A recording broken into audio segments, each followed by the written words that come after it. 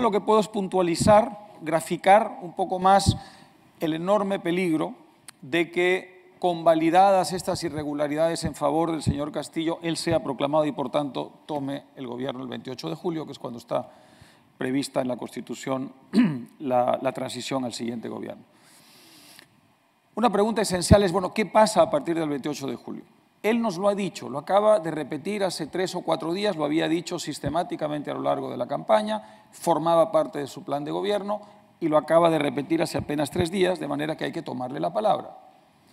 Él va a presentar en el Congreso peruano una propuesta de constitución de una asamblea constituyente. Es una figura que la Constitución peruana no contempla. Es una figura inconstitucional, ilegal, que situaría al presidente eventual fuera de la legalidad. ¿Por qué digo esto? Porque la Asamblea Constituyente forma el corazón de su propuesta política. Él quiere, inspirado en los ejemplos de Venezuela, de Bolivia, en su día de Ecuador y, por supuesto, también de Nicaragua, modificar el régimen peruano a través de una asamblea constituyente, que le permitiría 2 cosas. Primero, liquidar al Parlamento que ha sido elegido en las mismas elecciones en las que él pasó a la segunda vuelta. En la primera vuelta electoral se elegía, además de candidatos presidenciales, al futuro Parlamento, el Parlamento que entra en funciones precisamente en julio.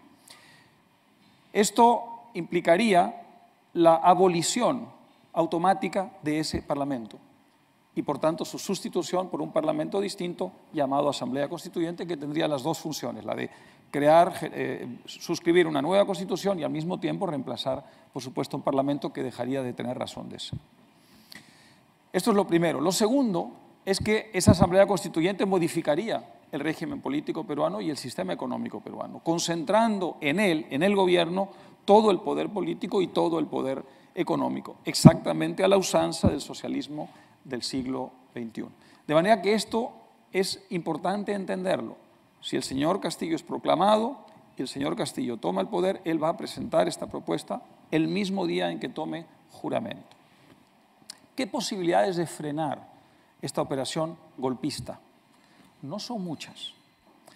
¿Por qué lo digo? Porque a pesar de que en ese nuevo Parlamento habrá una mayoría opositora a él, me estoy situando en la hipótesis de que es proclamado y asume el gobierno, a pesar de que en esa hipotética circunstancia habría una oposición mayoritaria en el Congreso, las vías que tiene Castillo para sortear ese obstáculo son múltiples. Hemos tenido prueba de ello esta misma semana. Esta misma semana, el Congreso saliente intentó, en cumplimiento de su mandato constitucional, elegir a los miembros del Tribunal Constitucional nuevos que deben reemplazar a aquellos cuyo mandato ha vencido. El Tribunal Constitucional nada menos, ¿no es cierto? El tribunal que tiene la misión de decirnos qué cosa es y qué cosa no es constitucional. Muchos de sus miembros ya han visto su mandato vencerse, tienen que ser reemplazados, es el Congreso peruano quien los elige. El actual Congreso saliente quiso elegir a los nuevos miembros de ese tribunal y entonces se plantearon una serie de acciones legales, acciones de amparo, ante jueces de instancias menores al Tribunal Constitucional, que es el único tribunal que tiene la potestad de decir qué cosa es y qué cosa no es constitucional. Y entonces una jueza determinó que se paralizara toda deliberación en el Congreso para llegar a una votación con respecto a los nuevos miembros del Tribunal Constitucional. Esto significa que hay en el sistema peruano hoy algo tremendamente peligroso, que constituye el germen de la abolición de la separación de poderes. Una jueza de una instancia menor está hoy en condiciones de decirle al Congreso de la República: usted ya no puede legislar, usted ya no puede votar, usted ya no puede ejercer sus funciones. Esto ocurre antes de que el señor Castillo haya sido proclamado y asuma funciones. Me sitúo en la situación hipotética: el 28 de julio el señor Castillo presenta una asamblea constituyente inconstitucional, ilegal y golpista ante el Congreso peruano. El Congreso peruano le dice no, porque habrá una mayoría opositora en ese momento. ¿Qué cosa harán sus abogados? Inmediatamente plantear acciones ante jueces menores, que harán exactamente lo mismo. Si lo han hecho ahora, ¿cómo no lo van a hacer después, cuando ya esté en el poder? Es decir, jueces menores tendrán la potestad de abolir la independencia de poderes, la separación de poderes.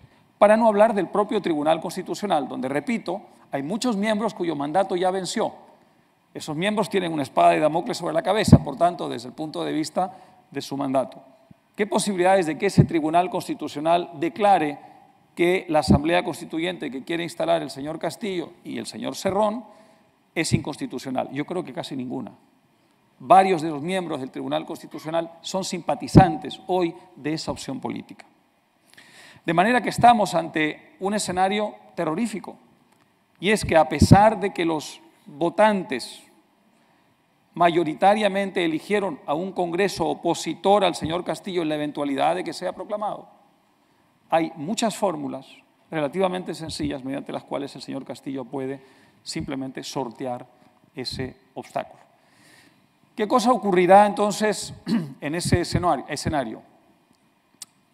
Quizá una parte de la prensa adoptará una postura crítica frente a ello, ya lo ha hecho y hay que agradecerlo. Sin embargo, la prensa está también bajo amenaza. Hace pocos días, el grupo de medios más importante del país, que es el Grupo El Comercio, que controla 2 canales de televisión, uno en señal abierta, otro por cable, y que tiene una serie de periódicos, sufrió un revés judicial muy significativo. Un grupo de periodistas vinculados al grupo La República había planteado hace mucho tiempo una acción para impedir que El Comercio comprara 2 periódicos no de gran circulación, uno de ellos con alguna circulación nacional más o menos significativa, pero no comparable a la que tienen medios superiores a ellos. Esa, digamos, acción había quedado más o menos congelada, dormía el sueño de los justos allí a lo largo de mucho tiempo, y súbitamente, hace pocos días, la justicia falló en favor de quienes habían planteado la acción de declarar ilegal la compra por parte del diario El Comercio de estos periódicos.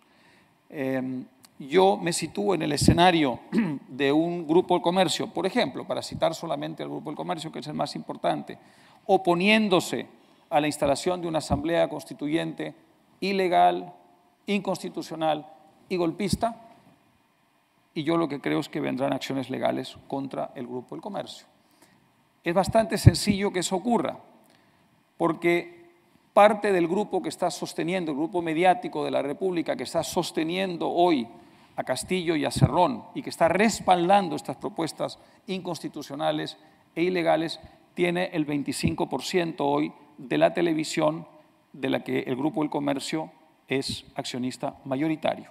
Una simple acción legal con cualquier pretexto podría al día de mañana otorgarle al Grupo La República la mayoría de las acciones de la televisión. Yo creo que eso es lo que está en camino y, por tanto, habría sido abolida la oposición parlamentaria y habría sido abolida la oposición mediática.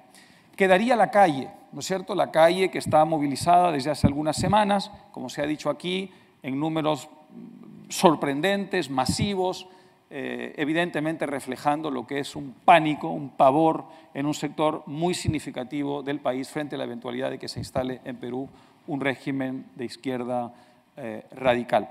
Lo que veríamos seguramente en ese escenario sería una persecución por la vía judicial, quizá también la vía policial represiva, pero sobre todo la vía judicial contra quienes fueran los líderes de esa movilización, de esa agitación popular. ¿Por qué? Porque en todas las instancias en las que quienes respaldan al señor Castillo y al señor Cerrón el día de hoy, en todas las instancias en las que han planteado acciones, en todas la resolución judicial ha ido en su favor.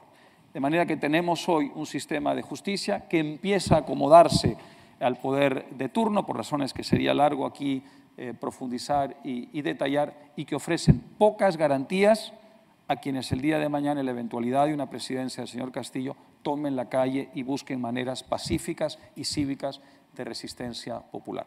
Por tanto, para terminar, estamos ante un riesgo extraordinariamente grave para la democracia peruana. El señor Castillo tiene la intención de instalar un régimen semejante al de los países, muchos de ellos representados aquí, que hoy representan la barbarie en América Latina.